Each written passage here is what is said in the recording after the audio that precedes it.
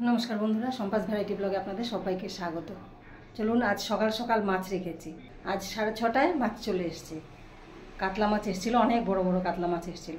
আর কিভাবে রান্না করব পুরোটা আপনাদের সামনে তুলে ধরব। চলুন দেখতে থাকুন আর আমার সঙ্গে থাকুন।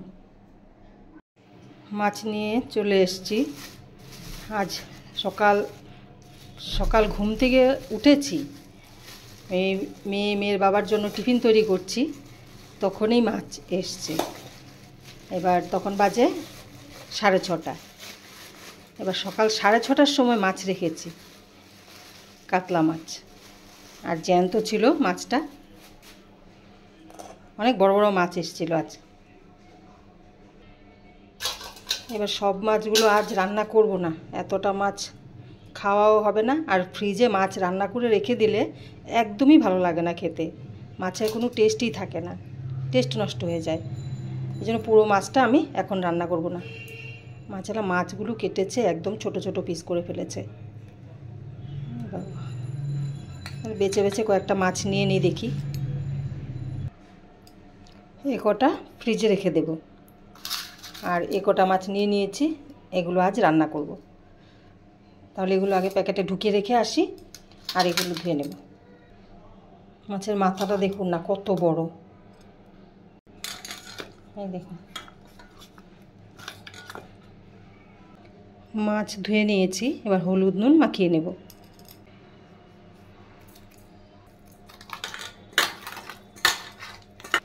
আর সবটা মাছ রান্না করলাম না, আর একটা কারণ হলো কাল আবার শুক্রবার। এবার শুক্রবার শনিবার মাছ খাই না, আর মাছ এতটা নেবও না ভেবেছিলাম। এবার মাছটা এত ভালো দেখে না মাছটা নিয়ে নিলাম। কড়াই বসিয়ে দিয়েছি, মাছগুলো ভেজে নেব।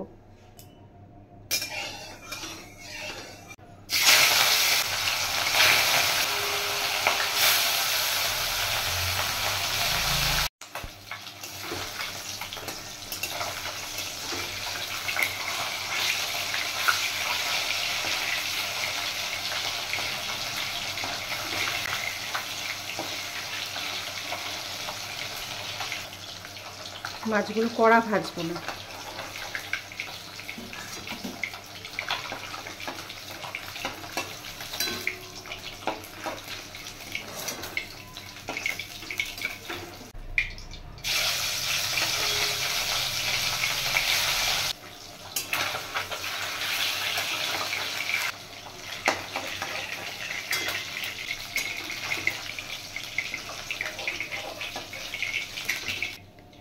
মাছ ফ্রাই হয়ে গেছে, এবার আমি আলু ফ্রাই করে নেব।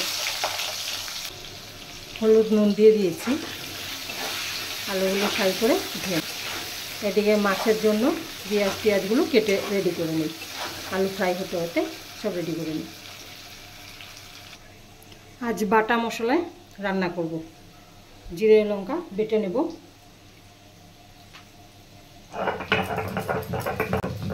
আর বেটে রান্না করলে, মশলা বেটে রান্না করলে মাছের টেস্ট আলাদা হবে। গুঁড়ো মশলা রান্না একরকম, আর বাটা মশলা রান্না আরেক রকম।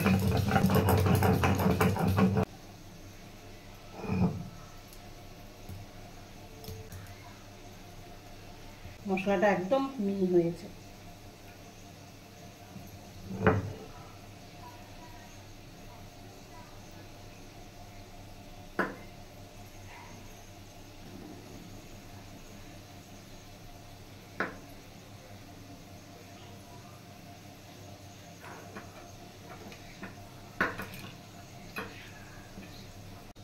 এবার আমি একটা গোটা পেঁয়াজ কেটে নিয়েছি, পেঁয়াজটা পেস্ট করে নেব।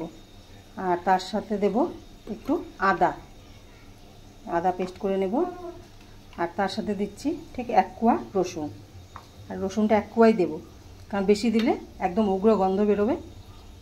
আর 1 কোয়া রসুন দিলে তরকারির সেন্টটাও সুন্দর বেরোবে, টেস্টও হবে। হ্যাঁ, বাহ কি সুন্দর হয়েছে দেখুন। আমার মেয়ে বানিয়েছে, আজ আমার মেয়ের বান্ধবীর বার্থডে। এটা দেবে, তার সাথে গিফট একটা কিনেছে, আর এটা নিজে বানিয়েছে। বা খুব সুন্দর হয়েছে তো শোনে। তাহলে এবার আমি মশলাটা পেস্ট করে নিই। এদিকে আলু ফ্রাই হয়ে গেছে, আর মশলাও আমার পেস্ট হয়ে গেছে। এবার আলুগুলো আমি নামিয়ে নেব।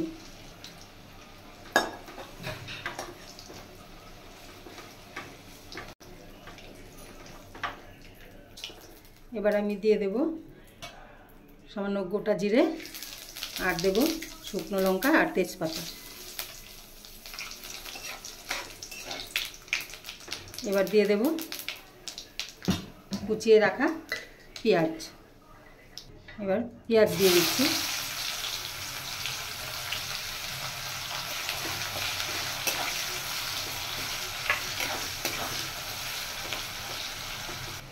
পেঁয়াজ ফ্রাই হয়ে গেছে, এবার আমি পেস্ট করে রাখা শুকনো লঙ্কা আর জিরে দিয়ে দিচ্ছি।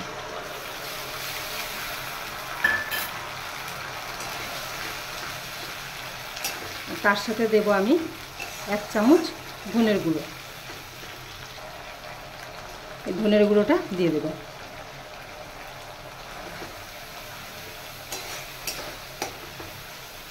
জিরে আর শুকনো লঙ্কা আমি একটু ফ্রাই করে নিলাম।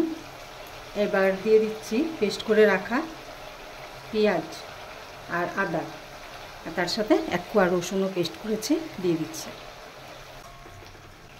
এবার দিয়ে দেব হলুদ আর নুন।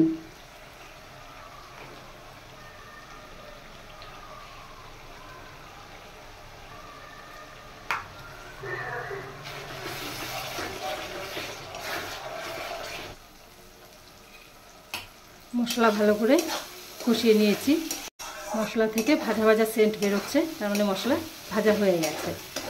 এবার আমি দিয়ে দেব ফেটিয়ে রাখা দই, আর তার সাথে আছে চিনি আর একটু সামান্য নুন।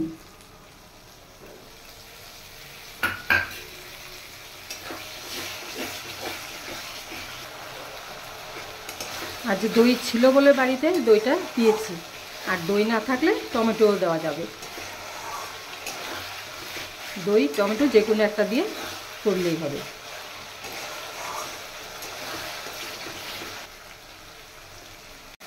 মশলা থেকে তেল ছেড়ে দিচ্ছে। এবার আমি ভেজে রাখা মাছ আর আলু দিয়ে দেব।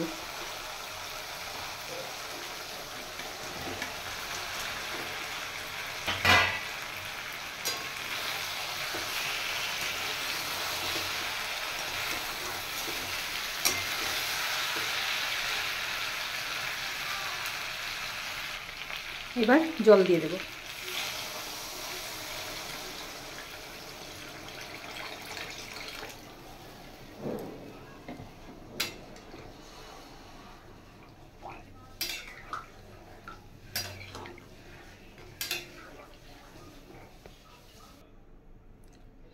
মাছ হলে তারপর আমি সামান্য গরম মশলা দিয়ে দেব। আজ আমি গোটা গরম মশলা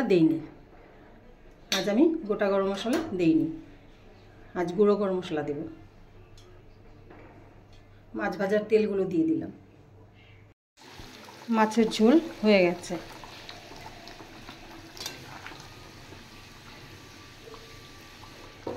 এবার আমি দিয়ে দেব সামান্য গরম মশলার গুঁড়ো।